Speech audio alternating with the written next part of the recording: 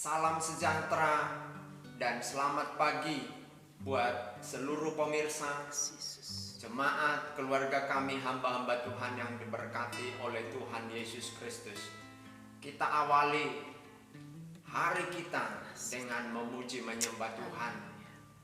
Dan kita mulai ibadah subuh ini dengan mengangkat satu lagu pujian penyembahan. Ku bersyukur. Amin.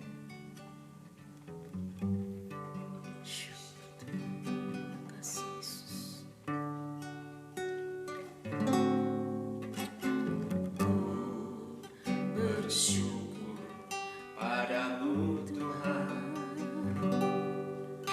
dengan segenap hatiku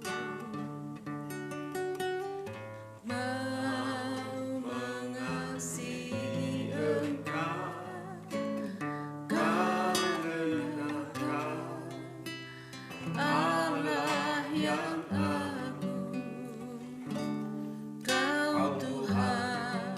yang patut disembah sekarang dan selamanya. Kau telah menuntun aku di jalan yang benar. Mari katakan sama-sama, ku bersyukur padamu.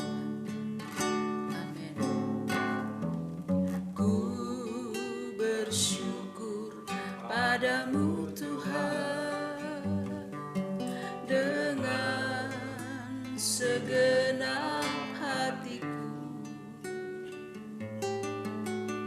mau mengasihi Engkau, karena Kau Allah yang agung. Kau Tuhan yang patut ku sembah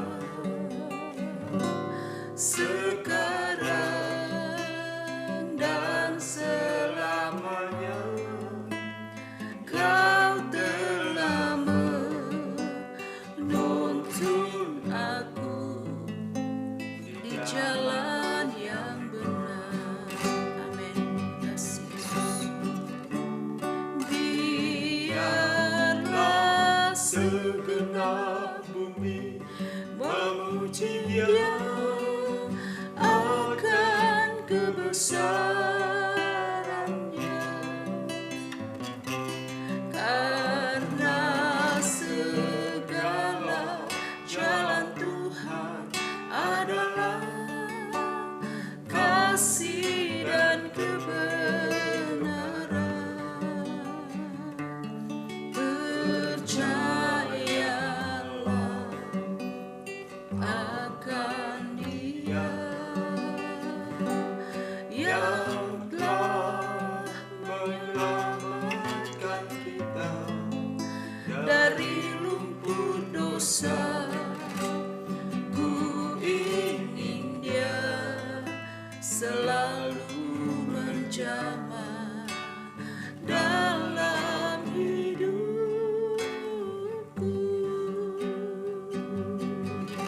Bersyukur Tuhan, ku bersyukur padamu Tuhan, dengan segenap hatiku mau mengasihi Engkau, karena Kau Allah yang agung.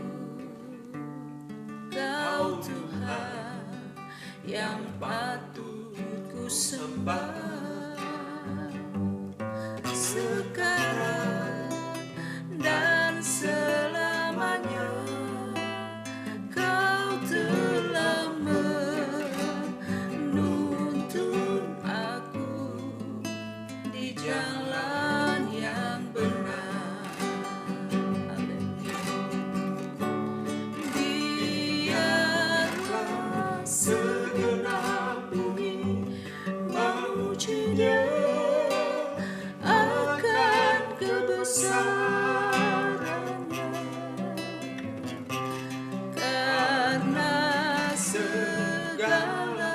jalan Tuhan adalah kasih dan kebenaran. Percayalah akan Dia yang telah menyelamatkan kita dari lumpur dosa. Ku ingin Dia selalu menjamah dalam hidupku. Ya kasih, biarlah segenap bumi memuji Dia akan kebesaran-Nya. Amin. Karena segala jalan Tuhan adalah kasih dan kebenaran. Percayalah akan Dia yang telah menyelamatkan kita dari lumpur dosa. Ku ingin Dia selalu menjamah dalam hidupku. Ku ingin Dia selalu menjamah dalam hidupku. Haleluya, haleluya. Yesus Tuhanku yang hidup dan berkuasa, Kaulah kerinduan kami Tuhan, Kaulah kebutuhan Yesus. Terpujilah nama-Mu Bapa. Terima kasih Yesusku. Pujian hormat syukur kurniakan bagi-Mu. Terima kasih. Kami alu-alukan Engkau Tuhan. Haleluya. Kudus dan dahsyat Engkau Yesus. Terima kasih. Terima kasih Tuhan. Terima kasih. Terima kasih. Terima kasih. Engkau baik, Engkau baik, Engkau baik. Terima kasih Tuhan. Engkau sungguh baik. Terima kasih. Yesusku teramat baik. Terima kasih. Terima kasih Yesus. Biarlah segenap bumi memuji Dia akan kebesaran-Nya. Karena segala jalan Tuhan adalah kasih dan kebenaran.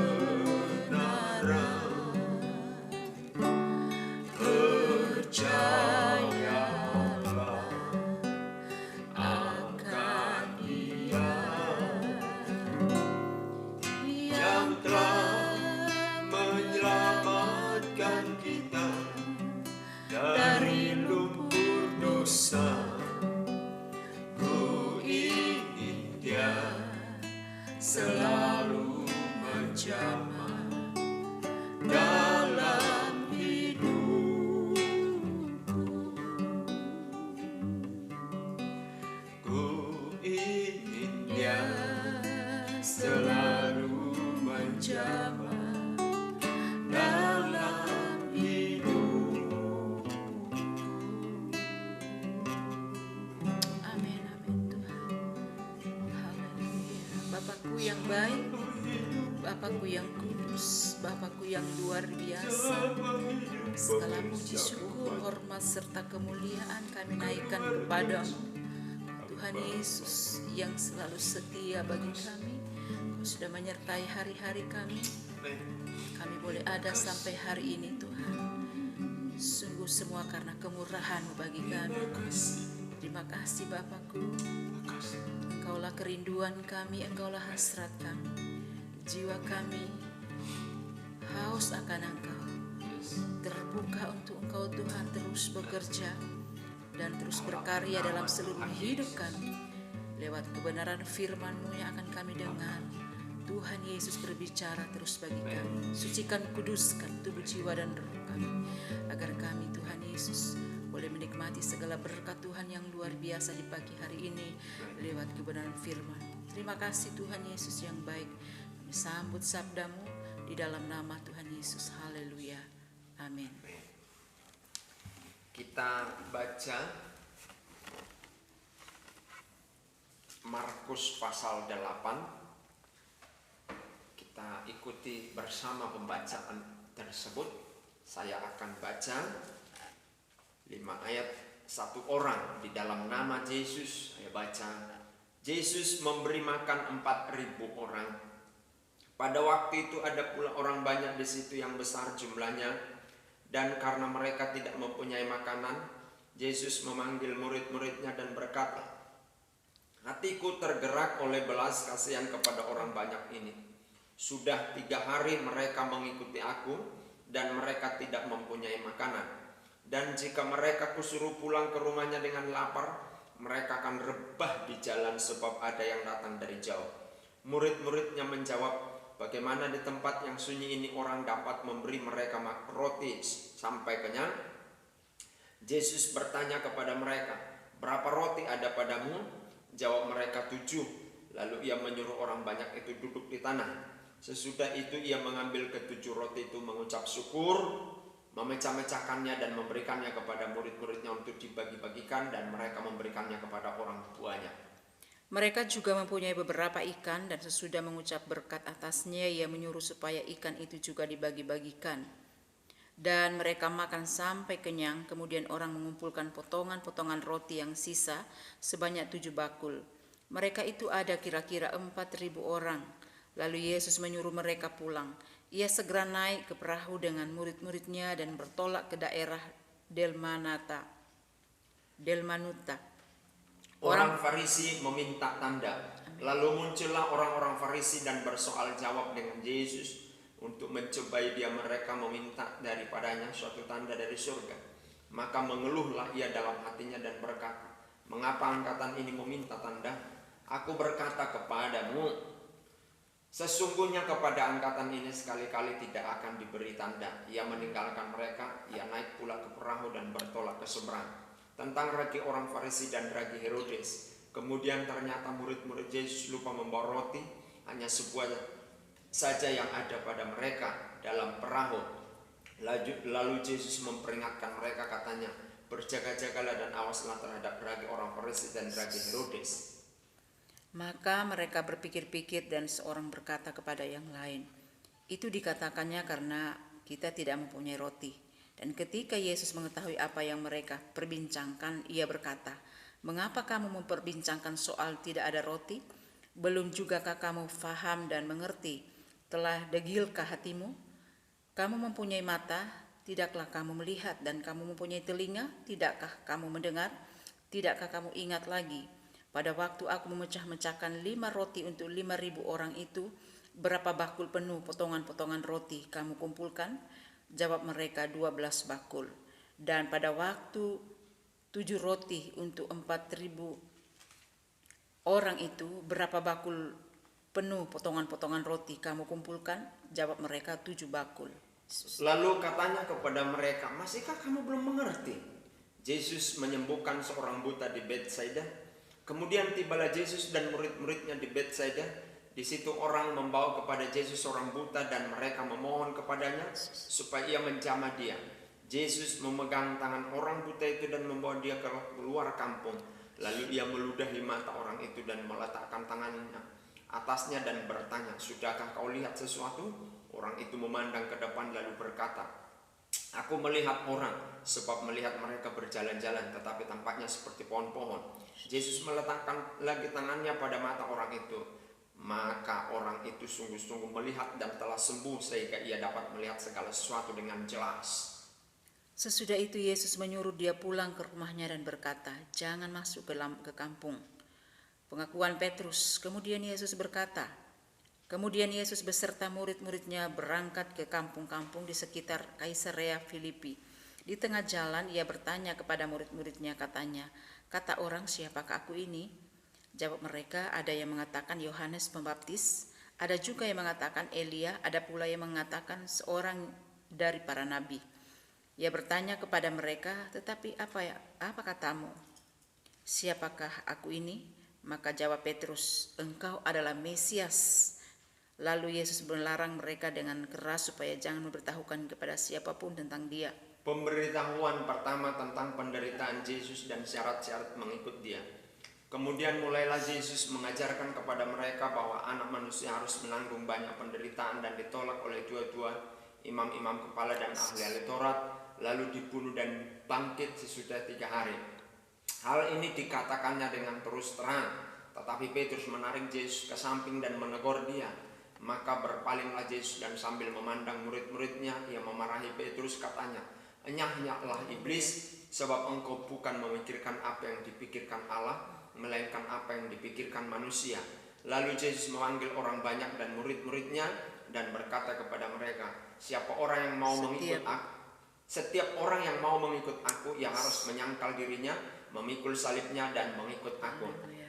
Karena siapa yang mau menyelamatkan nyawanya, ia akan kehilangan nyawanya, tetapi barang siapa kehilangan nyawanya karena aku dan karena Injil, ia akan menyelamatkannya. Apa gunanya seorang memperoleh seluruh dunia tetapi ia kehilangan nyawanya? Karena apakah yang dapat diberikannya sebagai ganti nyawanya? Sebab barang siapa malu karena aku dan karena perkataanku di tengah-tengah angkatan yang tidak setia dan berdosa ini, Anak Manusia pun akan malu karena orang itu. Apakah ia datang kelak dalam kemuliaan Bapanya diiringi malaikat-malaikat kudus? Ya, puji Tuhan. Haleluya. Markus pasal 8 kita membaca dan ada 6 perikop di sana, dan saya melihat sebuah pernyataan Yesus dan tindakan Yesus, dan inilah misi Yesus datang ke dunia, yaitu belas kasihan. Yesus tidak punya waktu untuk menghakimi orang karena belum masanya dia menghakimi.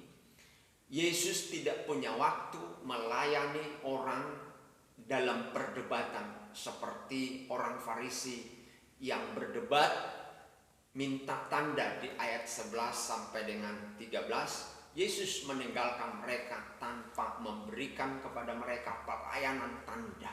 Karena apa? Karena misi Yesus pada Markus pasal 8 ini adalah belas kasihan.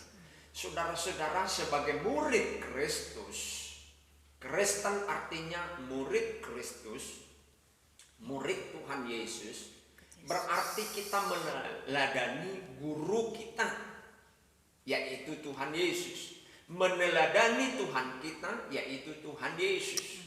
Ya, maka kita pun orang-orang yang suka dan terus melakukan apa yang Yesus lakukan, yaitu berbelas kasihan. Ketika ada di sekitar kita butuh pertolongan, rasa belas kasihan kita langsung timbul, begitu ya.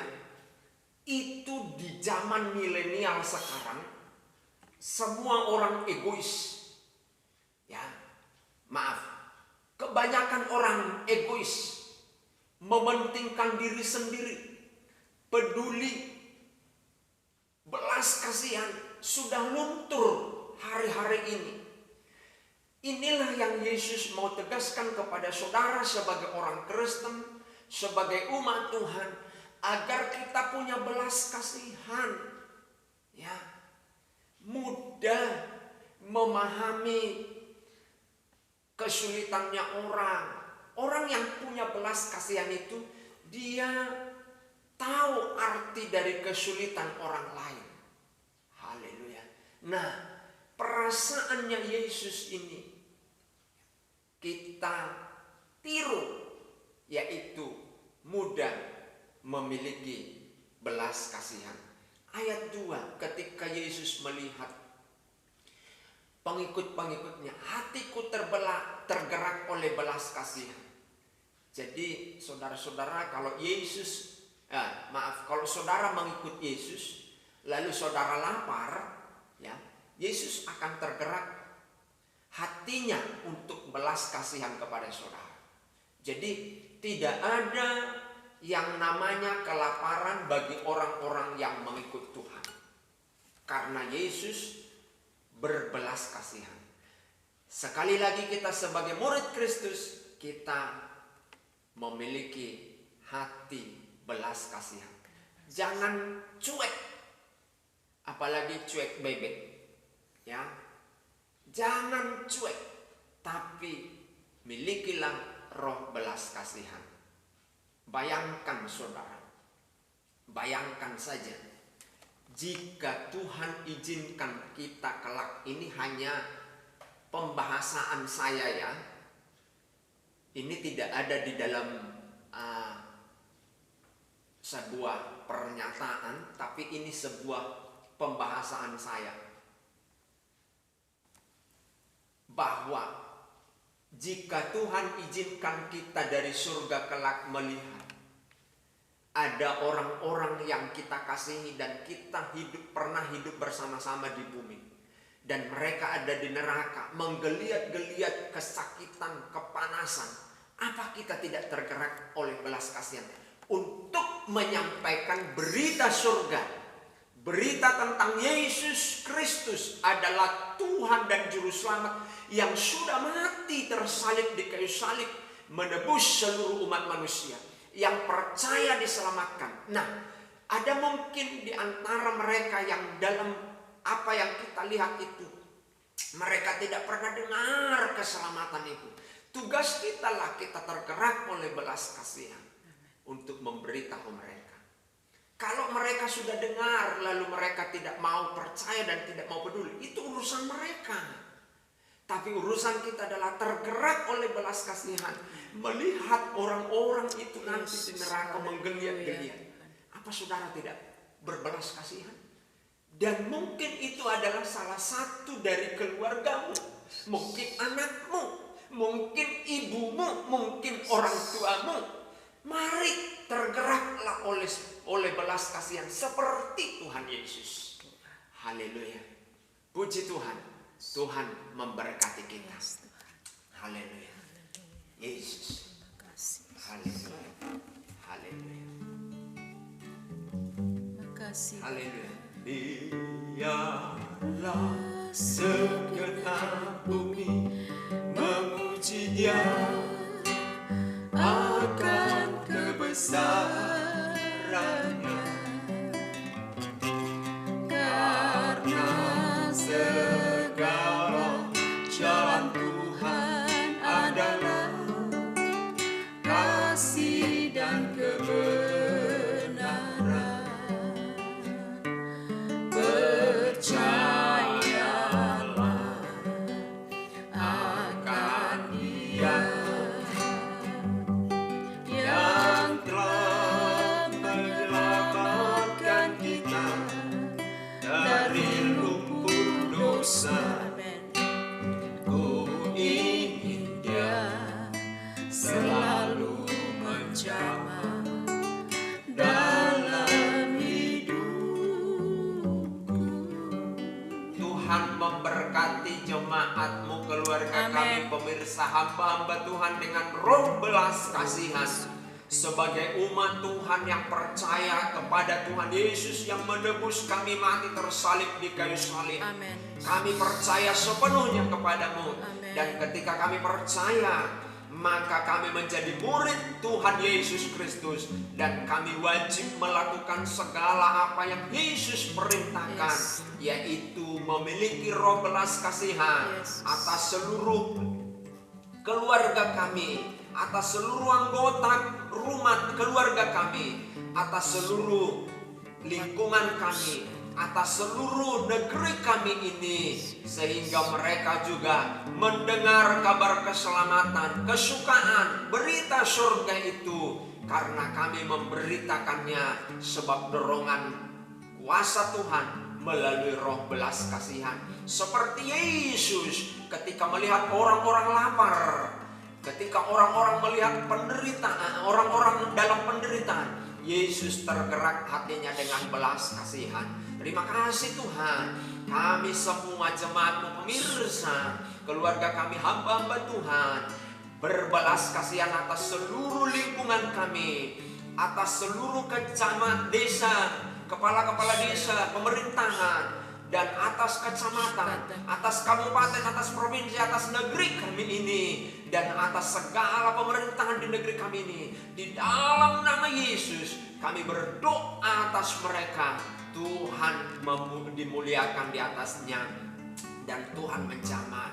Kami tergerak oleh belas kasihan untuk pemilihan umum tahun 2024. Belas kasihan Tuhan turun atas proses demokrasi yang akan berlangsung tahun 2024. Terpujilah Tuhan. Ada di antara kami yang mendengar dan melihat saudara-saudara kami, saudara dan sedaging, memiliki usaha yang sedang mengalami penurunan omset. Dalam nama Yesus kami tergerak mendoakannya terus menerus. Ada di antara kami sedang mendengar dan keluarga sedang dalam kehancuran. Dalam nama Yesus Tuhan pulihkan, sehingga keluarga yang mengarah kepada kehancuran utuh kembali dipulihkan oleh Tuhan.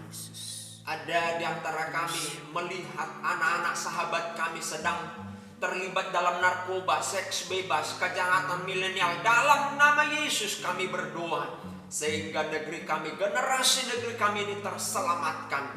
Ada di antara kami mendengar dan melihat, bahkan mendapatkan informasi, ada generasi-generasi di satu lingkungan yang sedang mengarah kepada kerusakan. Dalam nama Yesus kami berdoa. Terima kasih Tuhan. Inilah tanda belas kasihan ada di dalam hati kami untuk Indonesia, untuk orang-orang yang kami kasihi. Di dalam nama Yesus, ada mungkin di antara kami, orang tua kami, saudara kami, paman kami yang belum percaya kepada Tuhan Yesus. Roh belas kasihan Tuhan bagi kami untuk mendoakan mereka agar mereka mendengar berita surga dan mereka boleh percaya kepada Tuhan Yesus. Terima kasih Tuhan. Di dalam nama Yesus Engkau memberkati pemirsa, keluarga kami, hamba-hamba-Mu, dan seluruh anggota keluarga kami. Terpujilah Tuhan sekarang dan selama-lamanya. Ada sahabat kami yang sudah lama meninggalkan gereja. Tuhan, dalam nama Yesus, roh belas kasihan-Mu atas kami untuk terbeban bagi dia. Jamah dia agar kembali kepada Tuhan. Dalam nama Yesus. Ada orang-orang yang memusuhi kami. Tuhan, kami berkati dia dengan roh belas kasihan. Sesungguhnya ketika dia memusuhi kami, dia akan menerima apa yang dia lakukan. Oleh sebab itu kami tergerak oleh belas kasihan. Mari buka pikiran dan hatinya dalam nama Yesus. Terima kasih Tuhan, segala pujian, hormat dan syukur bagi-Mu. Kami terima berkat-Mu, jemaat-Mu, keluarga kami, hamba-hamba Tuhan, pemirsa, terima berkat-Mu pagi ini dan selama-lamanya. Dalam nama Yesus yang diberkati, sama-sama katakan amin. Amin, amin. Puji Tuhan, tetap semangat, maju terus bersama Yesus. Kita semua pasti bisa.